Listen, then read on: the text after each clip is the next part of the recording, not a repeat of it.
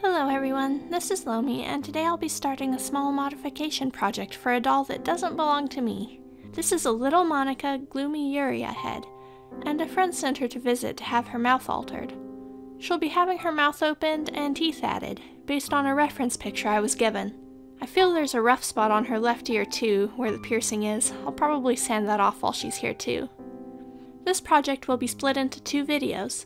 One for the subtractive half of the modification, which I'm doing today, and one for the additive half. To begin, I use a mechanical pencil to draw a plan for the modifications directly onto her face. It doesn't have to be a mechanical pencil, but I find the very fine lead makes it easier to get into tight spaces, like in between her lips here. She'll be getting some little vampire fangs, front teeth, and her mouth will be open just a bit. To make up for her mouth being opened, her lower lip will have to be remade a little lower down. Right away, this gives me a clear vision of what I'm doing, so now it's time to break out the tools. There are a lot of things that can be used for subtractive modification. I know I'll need my drill bits, but a nail file will be useful for smoothing out that rough place on her ear, and I'll also need my sanding bits and knives. Most importantly on my list of tools, I have my trusty respirator, equipped with OVP 95 rated cartridges, and fresh filters. First things first, I'll remove the existing lower lip. This can be sanded off by hand, but that's very time consuming. It could also be cut off, but since I want to preserve the shape of the upper lip, I don't want to resort to knives just yet. So for a good portion of this modification, I'll be using my cordless Dremel. If you plan on doing a lot of doll modifications, a little kit like this is a must-have. It has a bunch of different cutting and carving bits, drill bits, sanding and polishing wheels, and more. There we go, that's the sanding bit I wanted. Resin fumes and dust are both highly toxic, so before you start sanding or cutting, make sure you're well protected. I put the bit in my Dremel, and with the drill set to low speed, I sand down the lower lip.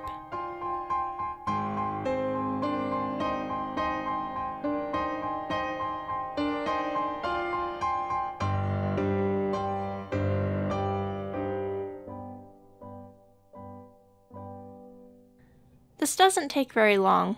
Right away I'm left with a little ridge I want to smooth off, but the little Monica resin is very dense, so my knives aren't very effective against it.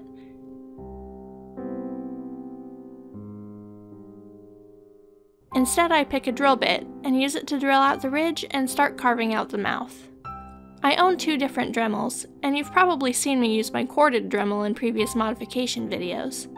They're both excellent tools, but if I had to choose just one to use for doll modification projects, I would choose my cordless Dremel every time. While the one that has to be plugged in is a lot more powerful, power isn't always your friend when working on projects like dolls. It's also larger and heavier and more dangerous to use. The cordless one in this video has more than enough power to drill through resin and epoxy, but it does it a little slower, and that means more precision. And since it's smaller and easier to hold in hand and doesn't have a cord to get in the way, it's easier to use for delicate projects like these. Before I drill too deep, I use my knives to carve little paths in the resin. This may not look like it's doing a lot, but putting dips and ridges in certain places can keep the drill bit from skipping or sliding by catching it and holding it in place. I switch to a slightly smaller bit and keep working my way down into the resin.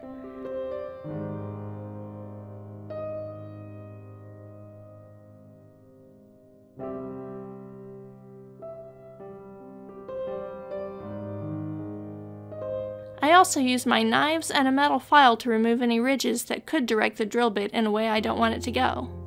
The farther down I go, the less likely it will be that the drill will touch anything I don't want to change. But I take my time and re-establish my guidelines as many times as necessary to make sure I don't damage her upper lip. A dry, clean paintbrush is great for sweeping away resin dust as I work, keeping my work surface clear. There are some places, especially at the corners of her mouth, where the drill bits are just too big to do what I need. So for these, cutting just a little at a time with the knives is the best solution. I use my X-Acto knife for what I can, but use the big razor blade for especially stubborn or thick pieces.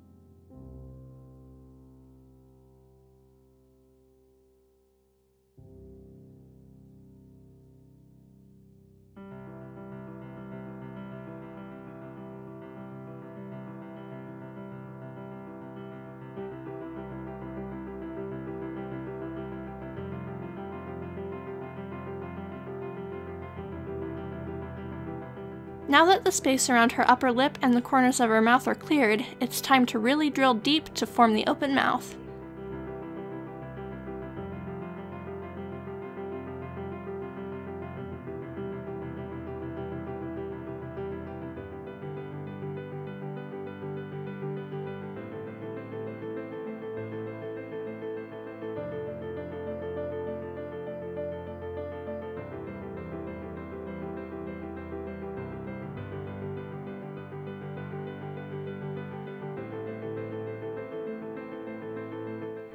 It's important to stop and study the shape to make sure it's as close to symmetrical as I can get it.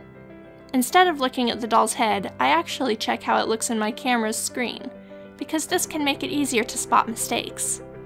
If you don't have a camera or cell phone to use, you can also try holding your doll up to a mirror. I continue to carve the corners with knives and my file.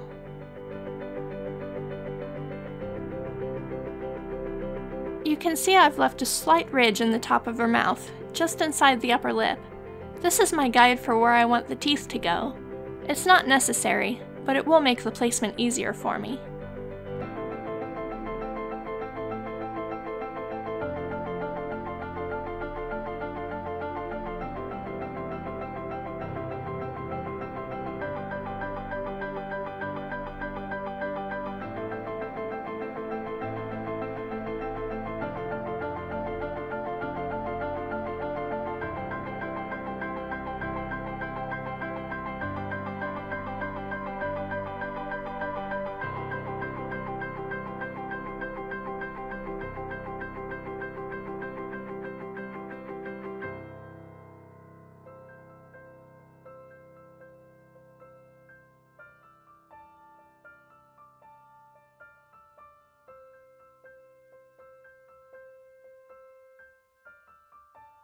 I think the corners need to be just a little deeper.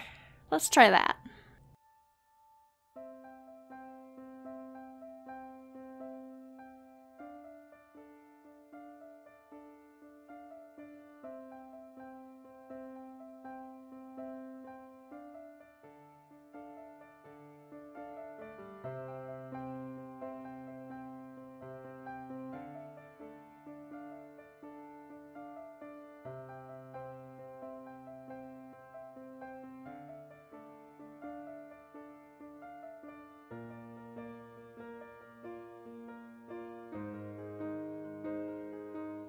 Once the corners are filed, it's looking about the right shape, so I'll start smoothing everything out.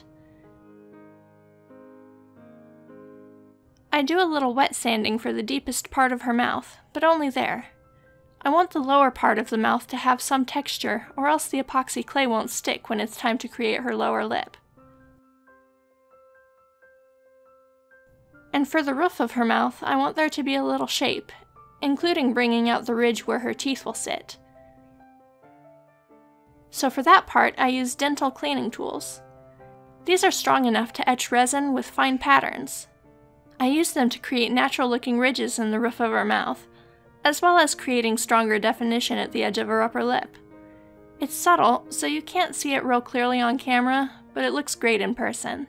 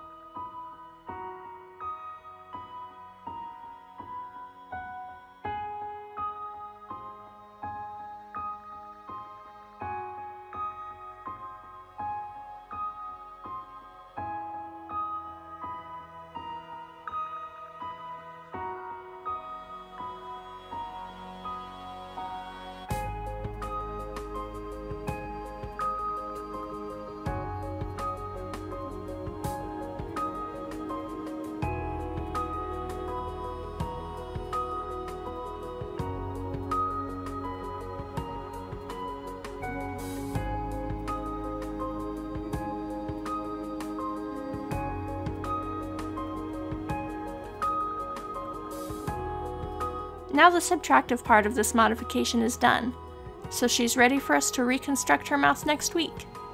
Thanks for watching, and hope to see you then. Bye!